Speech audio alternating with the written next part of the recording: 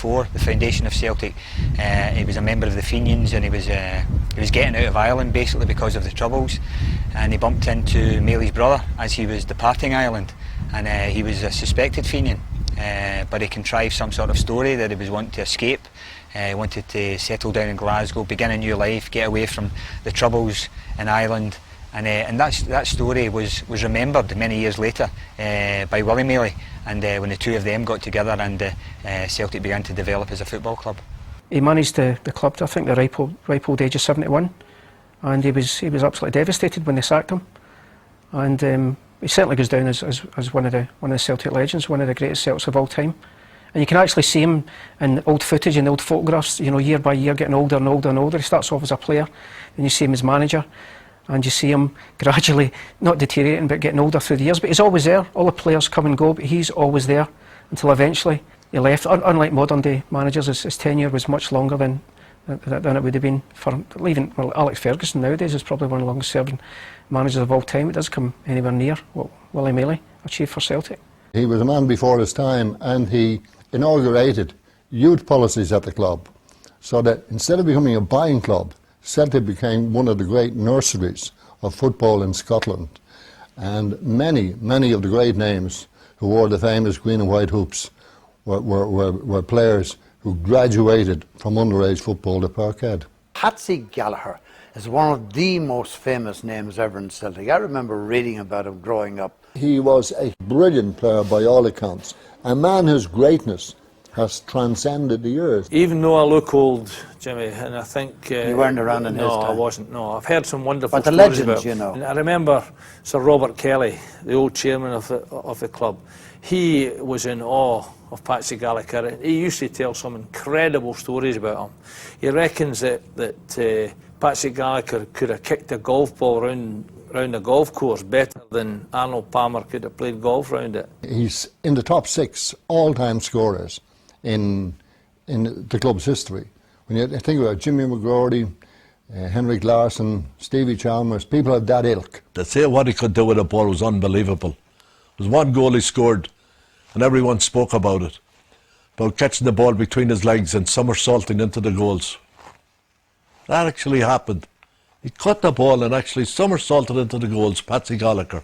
Probably an earlier version of Jimmy Johnson, in fact, you know, because he was a real small, frail man, you know, balding. He looked like a footballer shouldn't look, but he was a fantastic player. As a kid, travelling on the Uddingston Celtic Supporters Club bus, where I would revel in having seen Jimmy Johnson play another great game, there was an old guy on the bus, old Joe, used to say to me, he says, "Son, Jimmy Johnson is a great player, but you never seen Patsy Gallagher, and Patsy was better." By all accounts, one of the finest footballers you would ever see in any league in any country. One of the guys who will be a legend at Celtic forever. Some of the stories, the famous goal that he scored in the 1925 Cup final, just demonstrate how fantastic a player he must have been.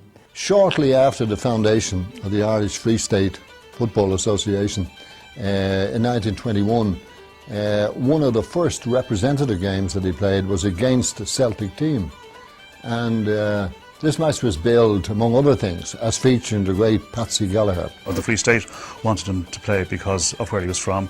Celtic took the view that they were paying the wages and that he should play for them. Despite all the pleas from this fledgling association in Dublin, Celtic wouldn't entertain it. And that in itself was peculiar, because Celtic would bend over backwards to accentuate the Irish connection.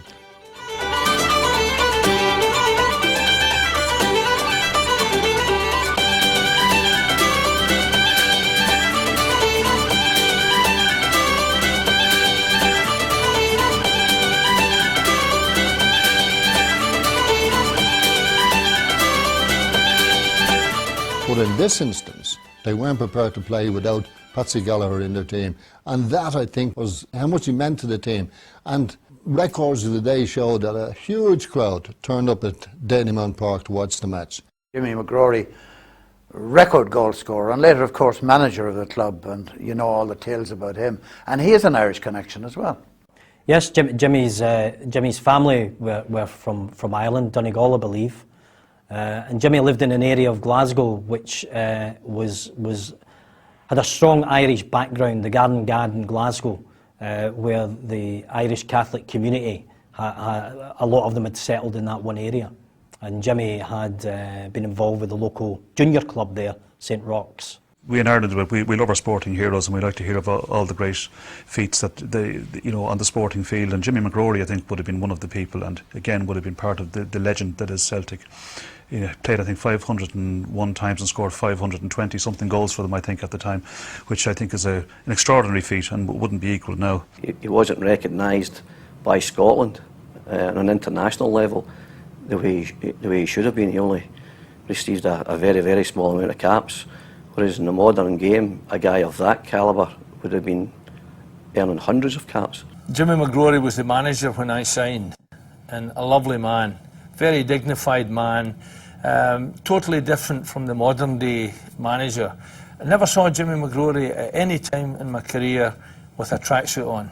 How would you know he was the manager? Well, you wouldn't really know people that were managers. You know, they were more like general managers of the football club then, you know.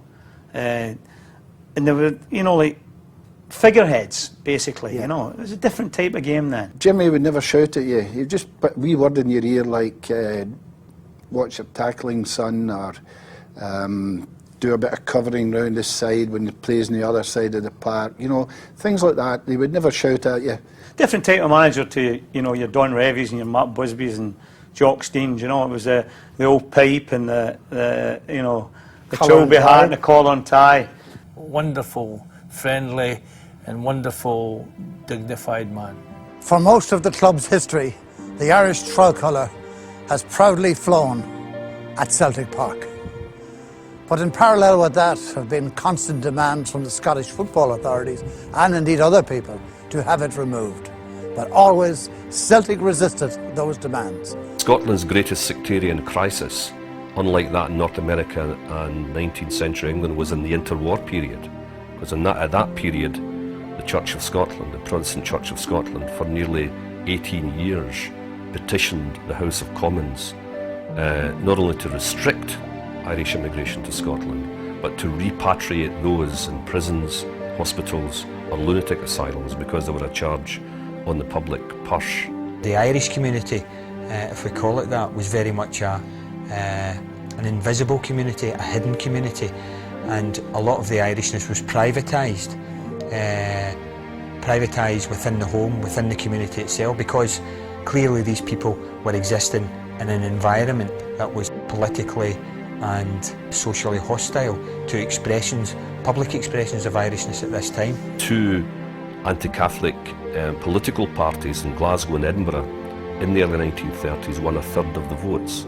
So in a sense, the hierarchy of the Catholic Church in Scotland and the champions of Irish Catholicism in the sporting field, Glasgow Celtic, their response to this was not to challenge it violently or vociferously or controversially, but to low profile.